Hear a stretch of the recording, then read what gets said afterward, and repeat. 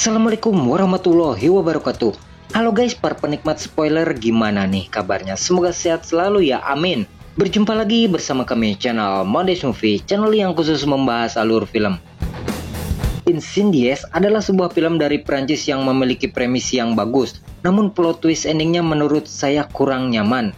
Bagus sih bagus, tapi gimana gitu ya? Kok bisa kayak gitu? Bagi yang sudah menontonnya, saya yakin dan setuju dengan pendapat saya tentang plot twist akhirnya. Ya mungkin, tapi terlepas dari semua itu, film ini memang layak mendapatkan nilai yang bagus. Lalu seperti apa kisahnya? Jangan kemana-mana, tetap di channel Mondays Movie.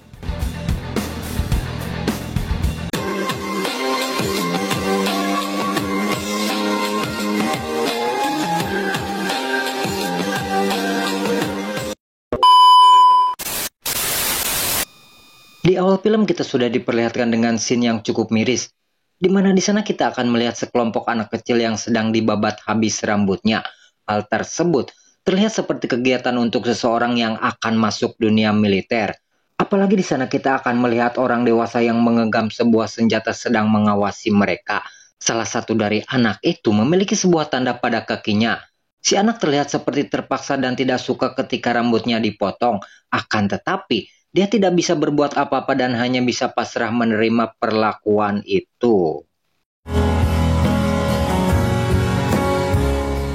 Beberapa tahun kemudian, scene berganti dengan memperlihatkan dua orang saudara kembar yang bernama Simon dan kembarannya yang bernama Jen. Saat ini mereka akan mendengarkan sebuah surat wasiat dari sang ibu yang akan dibacakan oleh atasan sekaligus pengacaranya. Surat wasiat itu sendiri berisikan wasiat tentang beberapa harta dan aset sang ibu yang dibagikan secara rata kepada kedua anaknya. Selain itu, ada dua buah amplop yang berisikan surat yang masing-masing diberikan kepada Jen dan Simon. Amplop yang diberikan kepada Jen adalah sebuah surat yang ditunjukkan untuk ayah mereka. Artinya, Jen diminta oleh ibunya untuk mencari keberadaan sang ayah dan wajib menyampaikan surat itu kepada beliau. Sementara, hal yang sama berlaku untuk Simon yang harus mencari keberadaan saudara mereka dan memberikan surat itu kepada dirinya. Nah, yang menjadi masalah, selama ini mereka sama sekali tidak pernah mengetahui siapa ayah mereka. Sang ibu selama hidupnya tidak pernah menceritakan tentang sosok ayah mereka dan terkesan menyembunyikan keberadaan sang ayah. Bahkan, secara mengejutkan Jen dan Simon baru mengetahui bahwa selama ini mereka mempunyai saudara. Sehingga hal ini pastinya tidak akan mudah dilakukan oleh kedua orang itu untuk mencari keberadaan ayah dan saudara mereka. S'écrire ça? Vous savez qu'on n'a pas de frère? Pas dans un testament. Berbeda dengan Simon yang terkesan cuek, Jen tampaknya penasaran dengan apa yang sebenarnya telah terjadi. Dengan hanya bermodalkan foto tua milik sang ibu, dia mencari tahu dan akan menguak misteri apa yang sebenarnya telah disembunyikan. Scene kemudian flashback ke masa di mana sang ibu ketika masih muda.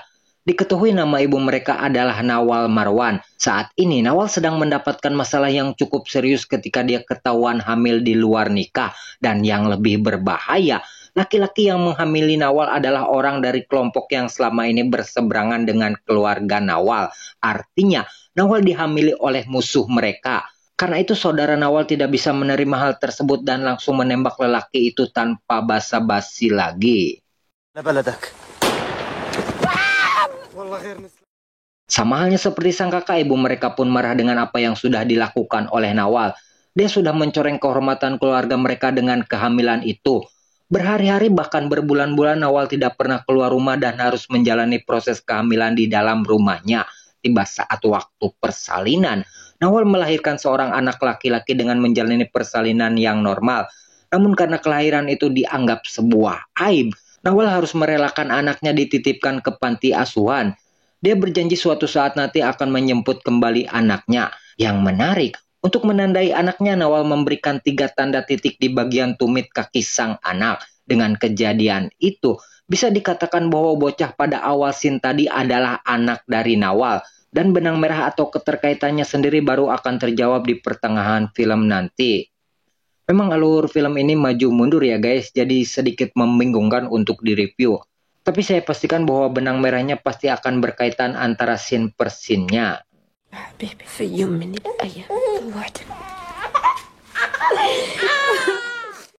Kembali ke masa sekarang, Jen mulai mencari informasi ke sekolah tempat dulu sang ibu belajar. Namun karena keterangan yang minim, informasi itu sulit didapatkan. Terlebih sang ibu belajar di sana sekitar 35 tahun yang lalu. Dan celakanya, file atau data sekitar tahun tersebut sudah hilang akibat perang. Beruntung saat itu ada seorang dosen yang mengetahui di mana lokasi Nawal dipoto. Tempat yang dimaksud ternyata sebuah penjara yang berada di daerah selatan wilayah itu.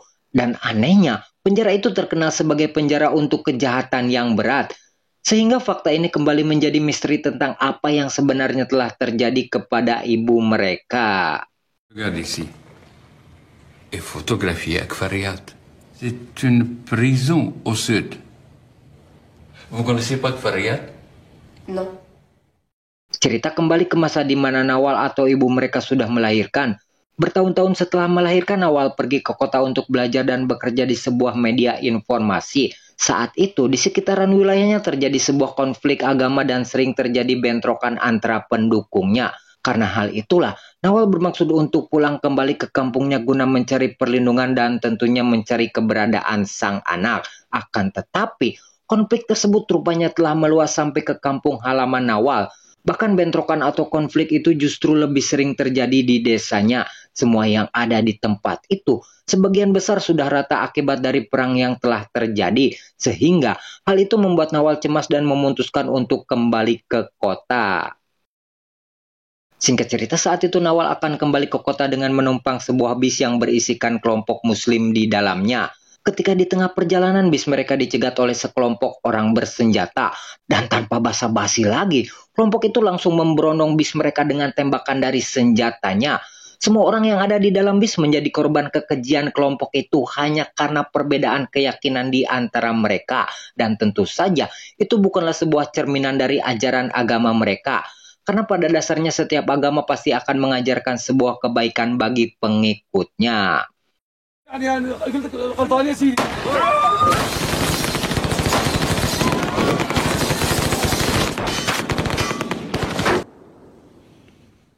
Saat itu Nawal berhasil lolos karena mereka sadar bahwa Nawal adalah bagian atau berkeyakinan sama dengan yang mereka anut. Namun yang membuat hati Nawal tersayat, ada sebuah momen di mana kelompok itu menembak seorang anak kecil yang sempat lari bersama Nawal pada waktu itu. Yang intinya, karena kejadian inilah awal mula Nawal membenci kelompok itu. Meskipun saat ini mereka mempunyai keyakinan yang sama dengan Nawal.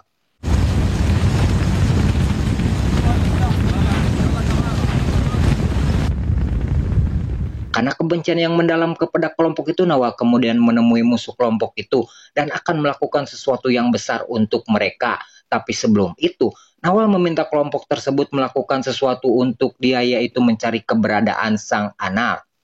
Tiba saatnya Nawal merencanakan sesuatu dan akan memberikan pelajaran atas apa yang telah dilakukan oleh kelompok tersebut. Berhari-hari dia menyusun rencana atas apa yang akan dia lakukan. Hingga akhirnya pada hari yang direncanakan Nawal nekat melakukan sesuatu yang di luar dugaan. Secara mengejutkan, dia menembak ketua dari kelompok itu dengan sebuah senjata yang dia bawa. Sontak, hal tersebut membuatnya dalam masalah besar dan harus dimasukkan ke penjara khusus penjahat kelas kakap di selatan wilayah tersebut. Scene kembali ke masa sekarang ketika Jen mencoba mengunjungi penjara tempat ibunya dulu ditahan. Dia mencoba mencari informasi ke salah seorang penjaga yang ada di tempat itu. Namun sekali lagi, karena kejadian ini sudah terjadi berpuluh-puluh tahun yang lalu, si penjaga pun tidak mengetahui informasi tentang Nawal. Untuk itu, dia merekomendasikan Jen agar pergi ke salah seorang yang dulu pernah menjadi penjaga di tempat itu. Setelah itu Jen tiba di sebuah tempat kediaman orang yang dimaksud. Dan dari dirinya, Jen cukup mendapatkan informasi yang lebih tentang kehidupan ibunya di penjara. Si penjaga menceritakan kehidupan yang teramat miris yang dialami oleh Nawal saat berada di penjara. Para sipil dan kepala penjara melakukan apapun untuk mengorek informasi dan meruntuhkan mental Nawal saat itu. Akan tetapi, si penjaga mengatakan bahwa dia belum pernah melihat wanita setegar Nawal saat itu. Dia mampu berdiri kokoh meskipun saat itu dia didera berbagai siksaan. Hingga akhirnya, kepala penjaga mendatangkan seorang investigator yang bernama Abu Tarek ke penjara itu. Perlakuan kejam benar-benar dialami Nawal oleh Abu Tarek kala itu. Bahkan, dia diperkosa beberapa kali oleh sang investigator hingga membuat wanita itu hamil. C'est la femme qui chante. Elle n'a jamais plié. Ils ont fait tout pour le faire plier. Il a envoyé Abu Tarek violer à répétition, à force. Elle a tombé enceinte. Informasi yang didengar oleh Jen jelas mengungkapkan sebuah fakta bahwa dia memang mempunyai seorang saudara. Dia kemudian menanyakan kepada si penjaga tentang keberadaan anak dari Abu Tarek tersebut. Jen beranggapan bahwa saat itu ibunya mengandung seorang bayi yang merupakan saudara yang mereka cari selama ini. Akan tetapi, setelah ini ada sebuah fakta yang sangat mencengangkan yang akan diketahui oleh Jen. Si penjaga mengatakan bahwa saat itu ada seorang suster yang sempat membantu Nawal menjalani upaya persalinan. Jen disarankan untuk mencari informasi kepada suster tersebut. Mendengar fakta tentang ibunya sebagai seorang anak, Jen pastinya merasa terpukul atas apa yang telah menimpa sang ibu. Selama ini, begitu banyak fakta kelam yang sudah dialami oleh Nawal. Dia kemudian menelepon Simon untuk memastikan dan mencari keberadaan sang suster yang kala itu sudah membantu ibunya menjalani persalinan. Sempat terjadi perdebatan antara Jen dan Simon yang dipicu karena Simon sudah menyerah dan menerima keadaan. Akan tetapi, Jen masih tetap ingin melanjutkan amanah dari sang ibu untuk melakukan pencarian ayah dan saudara mereka. Jeanne, ça suffit. C'est ta job de trouver notre frère, c'est pas la mienne. Pour moi. Tiba saatnya mereka berada di rumah sakit yang diduga menjadi tempat dirawat sang suster. Mereka sempat dibuat kaget karena ternyata sang suster mengenal mereka. Loh, kok bisa? Dengan dibantu penerjemah, Simon bertanya kepada si suster tentang keberadaan saudara mereka. Namun, betapa terkejutnya dan Simon kala mendengarkan ucapan dari si suster yang mengatakan bahwa Nawal saat itu melahirkan anak kembar. Sontak, hal tersebut membuat Jen dan Simon bagaikan mendengar petir di siang bolong. Karena kenyataannya, mereka adalah anak dari Abu Tarek yang lahir akibat insiden pemerkosaan yang menimpa ibu mereka. Jika mereka adalah anak dari Abu Tarek, lantas siapa sosok yang menjadi saudara mereka? Elle a recueilli les enfants. Elle a accompagné pendant l'accouchement. سروان جنان Nawal Marwan a accouché de jumeaux. يلا هربوا. Scene kemudian berganti dengan menceritakan tokoh lain yaitu saudara mereka. Seperti apa yang sudah diceritakan di awal film, bahwa sebelum melahirkan Jen dan Simon, Nawal sempat mempunyai seorang anak laki-laki yang dititipkan di panti asuhan. Setelah konflik yang terjadi di desa Nawal, si anak kemudian direkrut oleh sebuah kelompok untuk menjadi seorang tentara anak-anak. Dan dari sinilah awal sebuah fakta baru akan terungkap. Setelah itu Shin kembali ke masa sekarang dengan memperlihatkan Jen dan Simon yang sedang mencari informasi tentang sang kakak. Dari keterangan itu, diketahui bahwa nama saudara mereka adalah Nihad Mei. Dari keterangan lain disebutkan bahwa memang Nihad sempat dititipkan oleh sang ibu ke sebuah panti asuhan. Setelah perang berkecamuk di tempat itu, data dan informasi tentang Nihad sendiri sudah menghilang. Namun masih ada harapan untuk menemukan Nihad, yaitu dengan mengunjungi desa di mana panglima perang saat itu tinggal. Tapi sekali lagi, informasi ini akan sulit didapatkan, mengingat mereka akan membuka kembali lembaran kelam tentang perang yang terjadi beberapa tahun silam. Il nous reste une piste à explorer. Qui a démoli l'orphelinat à l'époque vit encore. Mais elle est un peu radicale. Un chef de guerre, c'est exact. Berangkatlah Simon dengan ditemani oleh temannya dan salah seorang penduduk lokal di tempat itu. Para penduduk di sana terkesan diam dan tidak mau memberikan informasi baik itu tentang sang ibu ataupun kakak mereka. Sehingga hal itu sempat membuat Simon putus asa dan tidak mau lagi mencari informasi tentang mereka. Setelah pulang ke rumahnya, Simon tiba-tiba didatangi oleh dua orang asing yang mengatakan bahwa ada seseorang yang ingin bertemu dengan dirinya. Simon sempat merasa takut karena kedua orang itu terlihat seperti bukan orang biasa. Ada rasa cemas dari diri Simon ketika mereka mengajaknya. Namun begitu, sang teman mengatakan bahwa dia akan melindungi Simon jika terjadi sesuatu hal yang buruk kepada dirinya. Dengan mata yang tertutup, Simon kemudian bertemu dengan orang yang mengenal kakaknya yaitu Nihad. Orang itu bercerita bahwa saat terjadi perang, panti asuhan Nihad di bumi hanguskan oleh kelompok tertentu. Nihad dan para anak lainnya dibawa menuju suatu tempat untuk dididik dan didoktrin menjadi anggota kelompok itu. Kemampuan dan tekad Nihad menjadikan orang itu orang yang paling berpengaruh di kelompoknya. Dan singkat waktu, Pada akhirnya dia dibawa menuju penjara di wilayah selatan kota itu. Penjara itu pula adalah penjara di mana sang ibu ditahan. Dari cerita itu, semuanya mulai masuk akal dan menjelaskan tentang keberadaan Nihad bersama dengan Nawal di suatu tempat. Il était à part. Nihad, il avait un don. Il voulait retrouver sa mère. Il est devenu un franc-tireur. Alors, il voulait être martyr à la prison de Kwarriyat. Il a travaillé avec mon père? Non, il n'a pas travaillé. Simon yang penasaran kemudian bertanya apakah di sana Nihad sempat bertemu dengan ayah mereka atau Abu Tarek. Namun demikian, film sendiri tidak menjawab pertanyaan Simon dan sama sekali tidak menjelaskan bagaimana ending dari percakapan itu. Setelah mendengarkan penjelasan orang itu, Simon terlihat seperti orang yang bingung dan tidak tahu apa yang harus dia katakan. Simon kemudian berbicara dengan Jen tentang pertemuan dia dengan orang yang mengenal sosok Nihad. Di sana Simon mengibaratkan sebuah sesuatu dengan bahasa yang rumit kepada Jen. Awalnya Jen tidak paham dengan apa yang Simon bicarakan. Akan tetapi, lama-kelamaan Jen akhirnya sadar dan mengerti apa yang Simon utarakan.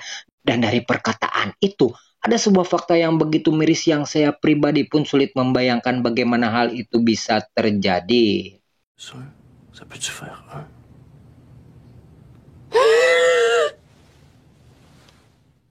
Setelah mengetahui alamat Nihad, Simon kemudian memberikan 2 buah surat kepada pria itu. Nihad sempat kebingungan dengan datangnya mereka ke rumahnya. Karena jelas, Nihad tidak mengenal siapa dan apa kepentingan saudara kembar itu. Yang jadi pertanyaan, kenapa surat itu diberikan dua-duanya kepada Nihad? Bukankah salah satu surat harusnya diberikan kepada ayah mereka? C'est pour vous. Dan pada scene inilah kita akan dibuat kaget, akan dibuat terpercaya dengan plot twist akhir film ini. Karena faktanya sosok Nihad dan Abu Tarek adalah sosok orang yang sama. Artinya antum bisa simpulkan sendiri siapa sosok Nihad dan siapa sosok si kembar. Saya pribadi tidak akan menyebutkan apa hubungan antara Nihad dengan Jen dan Simon. Karena seperti yang sudah saya katakan di awal, plot twist film ini bagus tapi endingnya kurang nyaman buat saya pribadi. Dengan berakhirnya dan terungkapnya sebuah fakta yang sungguh-sungguh mencengangkan, maka dari itu review film pun saya tutup sampai di sini. Cette lettre vous sera remise par nos enfants. Je suis votre numéro 72. Vous ne les reconnaîtrez pas. Mais eux savent qui vous êtes. La pute 72. Quoi qu'il arrive, je t'aimerai toujours. Je parle au fils. C'est la promesse que je t'ai faite à ta naissance, mon fils. Je t'ai cherché toute ma vie. Et ta sœur sont donc aussi nées de l'amour. Prisonnière numéro 72. 2 kata untuk film ini bagus dan sulit digambarkan endingnya. Aduh, gimana bisa terjadi kayak gitu ya? Tapi pokoknya mah seru lah. Bagi yang sudah menonton pasti akan terbawa emosi, terbawa suasana gitu. Dan pertanyaannya kok bisa kayak gitu. Tapi itulah kerennya Denis Villanova, sutradara dari film ini. Akhir kata, wassalamualaikum warahmatullahi wabarakatuh.